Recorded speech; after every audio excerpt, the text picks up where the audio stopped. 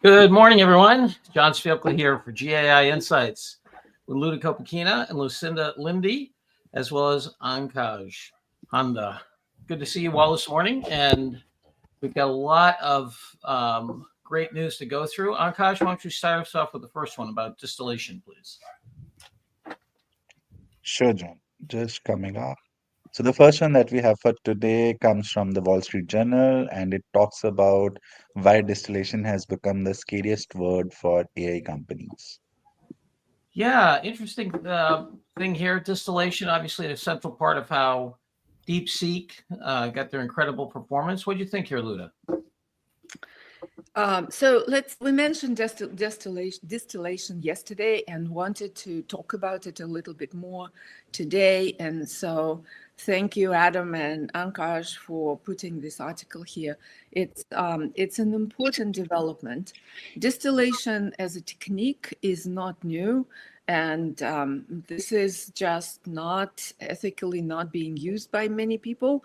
But DeepSeek, it sounds like, used it quite extensively. What it is to put a good LLM, Llama or OpenAI or 4, and ask it hundreds of thousands questions, and then record them into your own product like DeepSeek. So this reduces the time to train the model from scratch. And so that's how DeepSeek actually got the breadth of the knowledge into the model. So, that's why it's called, the Wall Street Journal it's calling it the scariest thing. So I actually think to get our leaders to know what's happening and how it is done is an important, if not essential, topic. So I rated this article as important for that reason. All right, we have an important here. It's interesting, the idea of building models on responses is so much cleaner than building it from the raw internet. And so the amount of compute is much less. I think it's interesting. I think we're seeing all kinds of places where partial processing or complete processing, the exhaust, if you will, of other AI models is starting to be used as an important byproduct to be put into new models. What do you think here, Lucinda? Yeah, well, definitely. I mean, the fact that people can make models that basically get comparable performance by asking 1,000 questions to the model means that there's going to be more models like DeepSeek available. But it's also raised a kind of ethical question, which is interesting from OpenAI's point of view, because basically DeepSeek I don't think got permission from OpenAI to use their model to do this. So then the question is for the AI leader, do I use this other model? Are there any liability issues? So, I mean, I think that's, there are some intellectual property considerations here. But also, I mean, the main thing is that basically if you do open source models, for example, like Llama 3.2, then you can ask questions of that. And that's a way to generate a model that's very similar, but it would be done at much lower cost. So I think it's got, important considerations. So I agree with important. Right. And also one thing, John, I didn't say, it came up yesterday in the context of training small models. And this, how it was used, usually within the same family, right? So you use the large model that you've trained already, and then you put the repository of knowledge into the small model to train it better and broader. So, and this will be still used. So it's not the scariest term. It's a very useful term. However, in this context that the article presents, it's slightly different. Sorry, it's interesting. Ashish asked this notion of if your intelligence is not available through an API. Well, I think it is in these cases available through an API, but I think unless they combat scraping, you could just do brute force in the interface and make it work. It's Kevin saying, hey, look, Google's increasing AI CapEx. Are they subsidizing Chinese innovation? I mean, kind of, yeah, but at the same time, it's interesting, Ludo, when you say, they didn't check with the OpenAI about IP. It's like I don't think OpenAI checked about IP with everybody in the internet either. So is a thief stealing from a thief a thief? You know what I mean? Kind of a thing. So, but I don't think there were barriers or specific guardrails because it was used and it was done, but nobody did it as DeepSeek. So this was, I think, in the future there will be way more protection.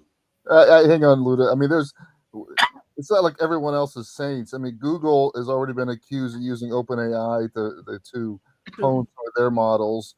Llama has already been in lawsuits and come on discovery that they broke up copyright and use other models here. OpenAI's got about $20 billion of lawsuits against it. So this is not thieving, John. This is best practice. Best practice is you break every single law. You do everything you can, and that's how you get bleeding edge here. You break things and you worry about it later. This is pharmaceutical. This is 20-year stuff here, and I think it's hypocritical to say DeepSeek is, now if I'm Anthropic and OpenAI and I want government help and I want defensibility against my investors because I'm upside down in my valuation now because I'm a closed model, I think that's a savvy marketing play. Yeah, it's interesting. Yeah, I think one of the things that I think is we're starting to see with AI is that it moves at such a speed that it's really outstripping. It's going way faster than the law and way faster than regulation, and I think we're seeing that in lots of places right now.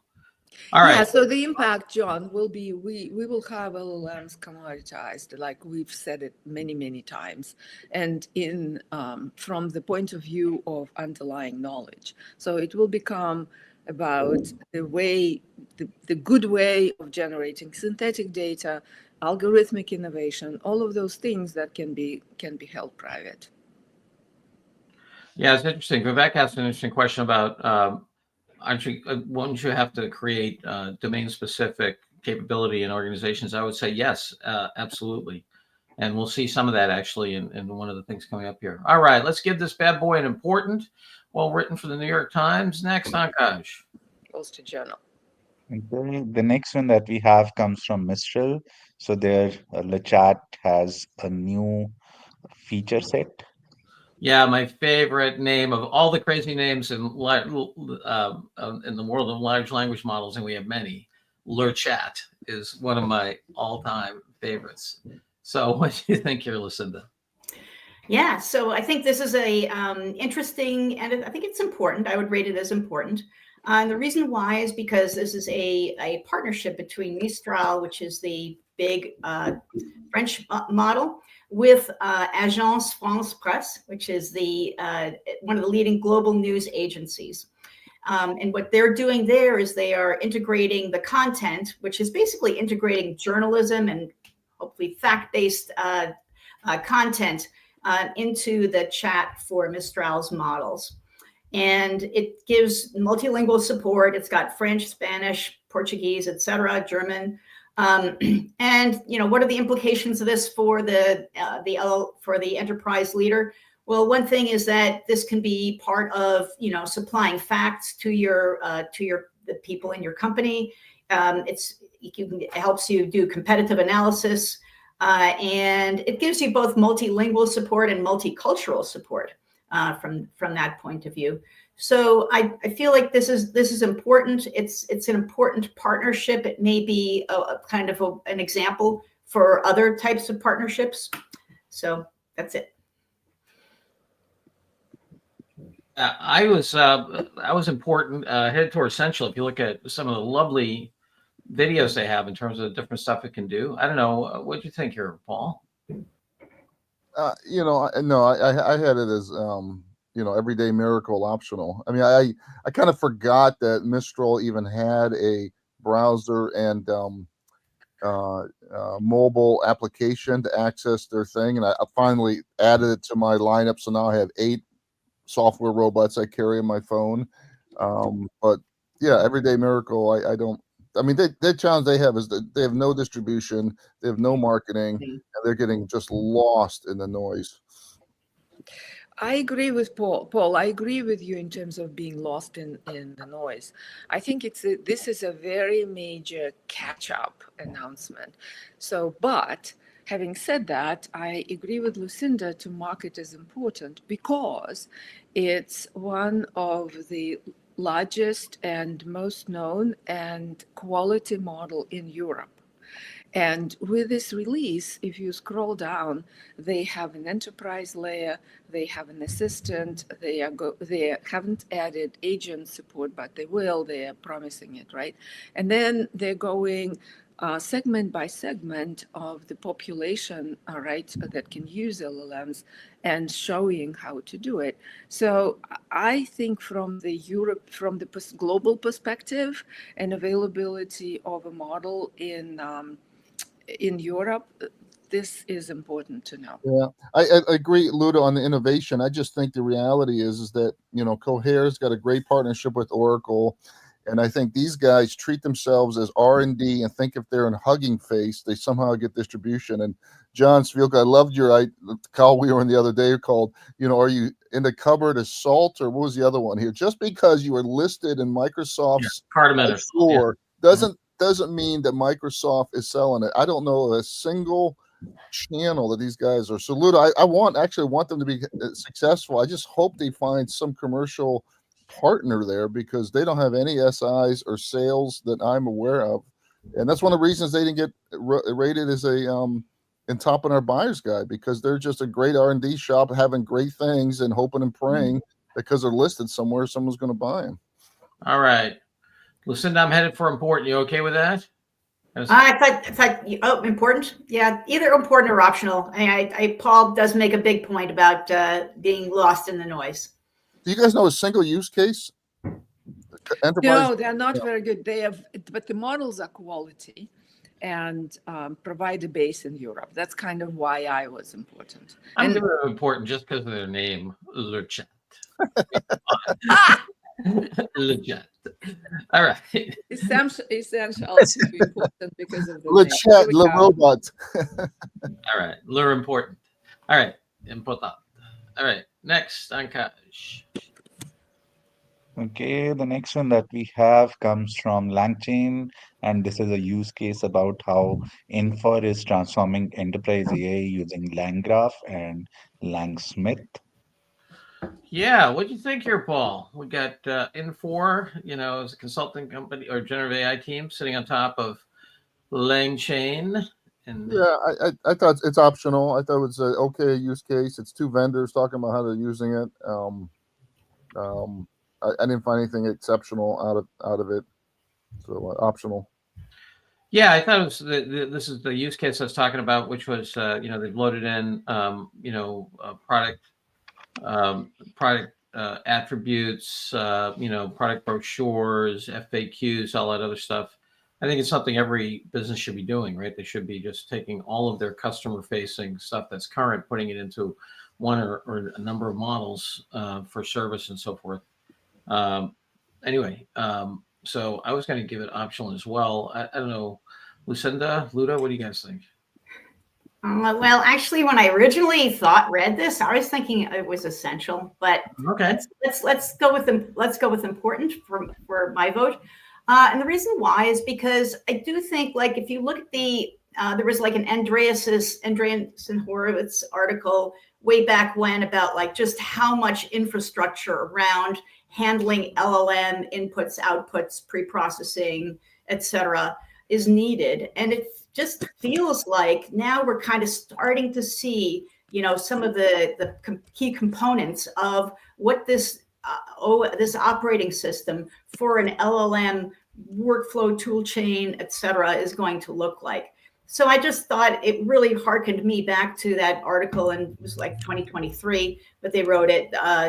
And that this is, so now we're starting to see like, well, what is the form? What are the bones of this operating system? Gotcha. Yeah. All right. So we've got a case for important here. Luda, help us break the tie here. Are we going optional? Are we going important? AI was actually optional. It is a for many enterprises, this will be something that they would want to do. Use their old Lex, AWS Lex platform to replace it with LLMs. So from that perspective, I thought it was, and it can be important, but it's so, in some sense, convolutedly explained. So I wasn't clear until I really dug into the article. So that's why I was kind of optional. All right, we're looking at optional here. Sorry, Lucinda. I can accept that. I can accept that. Going optional. All right, next. Okay, the next one is a research paper, and it talks about elegant, expressive, and functional movement design for non-anthropomorphic robot. All right, beautiful little title here. Elegant, interesting notion of how you deal with non-anthropomorphic robots. What did you think here, Luda? It's optional in my view for our general reader, but it comes from Apple. And what it is, Ankash, if you go to the paper itself, and so it talks about how do you take a lamp, say, and infuse it with the human-like features, emotions, and the like, get it to respond to the user, and whether it would affect the engagement of the user and interactions and the like, and acceptance, if you'd like. And the answer is yes. So they present a framework that is for robotics is essential, that could be used to load those factors into the robot and get it to respond. But it's like the videos go in, the lamp dances and responds to the touch, and they've had people watch those videos and rate the interactions. And so it's a very important research in the robotic space, kind of gives you a glimpse of what Apple is doing inside. And I think, but for our readers, it's kind of optional, I think. What'd you think, Lucinda? Yeah, I agree with optional for exactly the reasons that Luda outlined. I was also just kind of trying to think about, well, what are the use cases for this? And I didn't know yet. It could be that this opens up something all new that we'll see and understand later on. But yeah, optional, just because the AI enterprise AI leader is probably not dealing with this particular thing in their decision making. Yeah, it's interesting. I was thinking use cases in terms of how you do, format interactions and so forth. It made me think of the geniuses over at Pixar. I don't know if you remember there's a Pixar movie. One of the first Pixar movies was the lamp moving around, and the genius to be able to make a lamp seem expressive. You know what I mean? And I think this is an effort, I think, to automate some of that artistic insight in terms of how do you, because obviously Disney and other animators have a great tradition of understanding how to take inanimate objects and make them seem engaged. You know what I mean? All right, optional it is. Ankaj, next. Okay, the next one that we have comes from Qt AI, and it talks about Hibiki, their simultaneous speech-to-speech translation model. Yeah, Hibiki. Here we have the universal translator. I feel like I'm on Star Trek. It's amazing how quick this thing is. So what did you think, Lucinda? I thought it was, I'm rating this important just because it's just so interesting. If the really high-end translators like that work for the UN, they are simultaneous translators. And with this now, you actually can have your own simultaneous translator. But it does even more than that, in the sense that if you listen to Jan LeCun speaking in English, of course he's French, but he's speaking in English, there's a simultaneous French translation of him in his voice with his pacing, and so that was it was really interesting. And I'm going to talk through about like what are the different use cases for this. It's interesting also that, QTI Labs is a nonprofit open source lab, It's only in French English right now. It was trained on Canadian documents, which have a lot of French English translations, and it delivers both speech and text. But why is it important? Well, it can give you some enhanced multilingual translation, etc. So for use cases, some things are customer support, supporting real-time multilingual meetings, so people can get a real-time translation, at least from French English for right now. And training and presentation. So for global companies that deal with a lot of languages, this could be good. And then also just marketing, all sorts of things for marketing in terms of personalized campaign and customer interactions, doing market research, getting feedback, etc. So I, for these reasons, I thought it was important. And I thought that the videos that they gave are really, illustrative of how powerful this is. Yes. Well, strong case for important here, Luda. What do you think? I think it might be essential, guys, because I think I've been waiting for this because this really opens up a lot of opportunities in marketing and interactive assistance. This is really cool. So I think it's marks a special moment of us going next tier of capability, and so I think it's essential actually. And it's available to download and use now. Is that correct? I believe so. Yeah, they have. It's got a GitHub. It's open sourced. Gotcha. All right, let's go for essential. I can believe that. Universal Translator is huge for marketing, for businesses. As Kevin says, look, the UN would benefit from translation. And interesting times. All right, essential it is. Next. And the next one again is a research paper which talks about how fully autonomous agents, AI agents, should not be developed. Yeah, I'm looking at this thing. They have a nice little framework about different attributes. If you go down to that, yeah, that's no, it's a little farther down. That's the autonomy. These are the attributes. Yeah, adaptability. Go back up. Adaptability. It's at the top of this page. Adaptability, actions, surface options, personalization, and so forth. The argument they're making here is you shouldn't have fully autonomous robots. That they shouldn't be let go in the wild, and agents, should not. There's a plea to not have completely autonomous agents being made here. I don't know. I was on the fence between important and essential. I think there's not enough conversation about what's going to happen as these agents get out into, whether they're cognitive robots, agents, let's call them that, or physical robots. Once they can go into the environment, make their own decisions, and I think, to me, once they can harvest energy and replicate themselves, right, which makes them more like biology, then I think we're in a very different place. Right now, very few of them can harvest energy, and I don't think there's no robots that I know of that can replicate themselves beyond this, viruses and things like that, and computer software. Although those are big. Anyway, I'm on the fence here. Important or essential? Which way do you folks go? What do you say, Lucinda? I go essential. Essential. Essential, and I'll tell you why. We're kind of evolving into agents on like, it's like a wave, right? Everybody's thinking, doing, and nobody's really looking at this and cohesively. So there are two things that this paper introduces. First of all, a good definition of an agent that actually can actually create a piece of another agent and spawn it to do his task, right? So autonomously. So this is a not replicating itself, but doing whatever is necessary to achieve a task.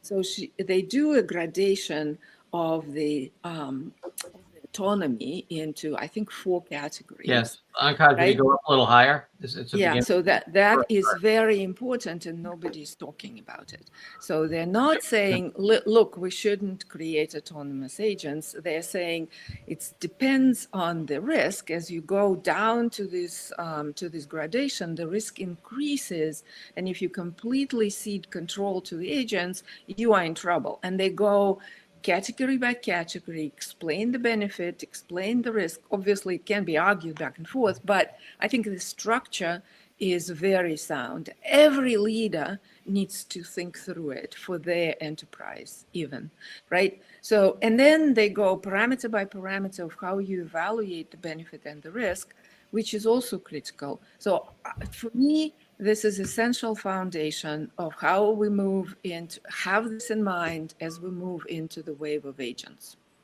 All right, Lucinda, impassioned plea for essential here.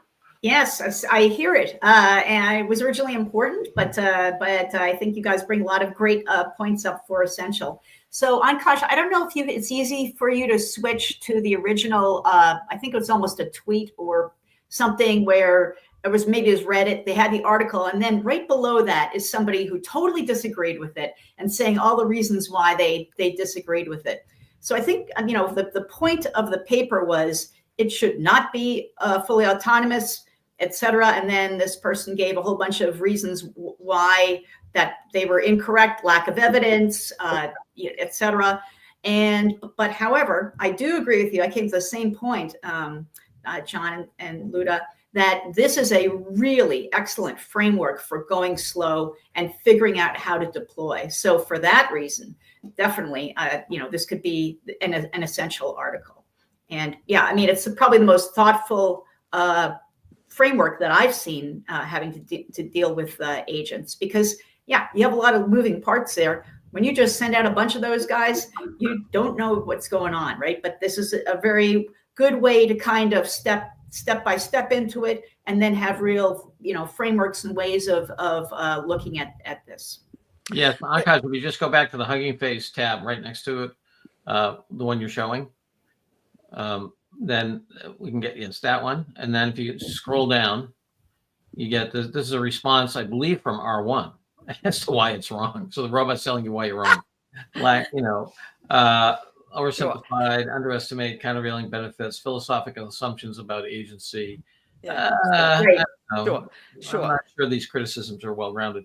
All right, we're going to give it an essential. We have to hold on, Paul. John, hold on one sec. If Ankash, you can switch to the other paper and go to the very end to what they're saying, what they're actually recommending, having gone through all this thinking and suggesting a framework. And those recommendations, I think they're suggestions, the critical directions, and I really think they're very important. Mm-hmm. So adoption of agent levels, yep. I think it's critical. Human control mechanism. They're not saying, look, let's all agree on how it would happen, but meaningful human oversight, sort of functionality, define it, override systems if necessary, boundaries for the agent operations at certain levels of complexity. I'm just mindful of time. I agree with your point. We're getting close here. We got one more to go.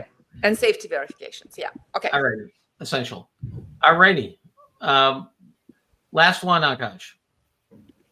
So the last one comes from OpenAI and talks about how OpenAI has launched data residency in Europe. All right, Lucinda, what do you think? Yes, I'll be quick. So when I first read this, I'm like, well, what problem is this trying to solve? And really, I guess there are three things it's trying to address. Number one is GDPR adherence. So I think just with all the regulations, it's becoming a barrier for Europe being able to move forward with the benefits of large language models. So number one, it's a way to kind of educate people about how to adhere to GDPR. Another one is, for legal and compliance risks for those companies who want to operate in Europe. Some of them are electing not to operate, or they'll do it in the US first and maybe get to Europe. But just to figure out how to deal with the regulatory scrutiny and not get hit by a bunch of fines. And then finally, enhancement of user trust and adoption. So building confidence in that the data remains within the European borders. That's another key thing for them. So those are the three things that this is trying to solve. I don't know. I guess, I don't know. I'm going to give it an optional for right now, unless you've got European operations, in which case it's probably important. Yeah, I was going to give it an optional as well. Luda, what do you think? Optional. All righty, optional it is. All right, Akash, if you give us the tote board, and let me give you, just want to make sure that our Showcase Learning Lab, Showcase 7 p.m. Eastern Time, U.S. on Monday. is the Learning Lab is going to be Seeker. It was a fantastic new vendor that we've been working with. The title is Transform Your Data into an AI-Ready Format to Power Faster, Trusted AI. And we're going to hear from Ben Faircloth, who's the Director of AI Solutions at Seeker. So quite an interesting presentation there, a lot of functionality, and fantastic new vendor. All right, Lucinda, anything, Ankash, anything in addition? Nope. All right, I just want to thank Lucinda Lindy. It's always great to have you here. And thanks so much for helping. Have a great weekend, everybody. See you at the Learning Lab and news on Monday. Bye-bye now.